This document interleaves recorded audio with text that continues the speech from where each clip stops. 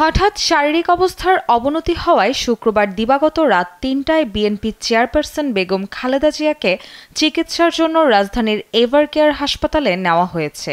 বিষয়টি নিশ্চিত করেছেন বিএনপি চেয়ারপারসনের প্রেস উইং কর্মকর্তা শামসুদ্দিন দিদার। তিনি জানান, হঠাৎ করে শ্বাসকষ্ট বেড়ে যাওয়ায় সাবেক প্রধানমন্ত্রীকে এভারকেয়ার হাসপাতালে নেওয়া হয়।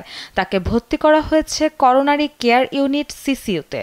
এর আগে ১ মে নিয়মিত স্বাস্থ্য পরীক্ষার জন্য হাসপাতালে গিয়েছিলেন খালেদা জিয়া। পরদিন মেডিকেল বোর্ডের সিদ্ধান্তে তিনি গুলশানের বাসায় ফেরেন। লিভার সিরোসিসে আক্রান্ত বেগম জিয়ার চিকিৎসা কার্যক্রম সার্বক্ষণিক তদারকি করছেন বিশেষজ্ঞ চিকিৎসক অধ্যাপক ডাক্তার শাহাবুদ্দিন তালুকদারের নেতৃত্বে ১৯ সদস্যের মেডিকেল বোর্ড। দুর্নীতি ২ মামলায় সাজাপ্রাপ্ত বিএনপি চেয়ারপারসন ২০১৮ সালের ৮ ফেব্রুয়ারি কারাবন্দী হন।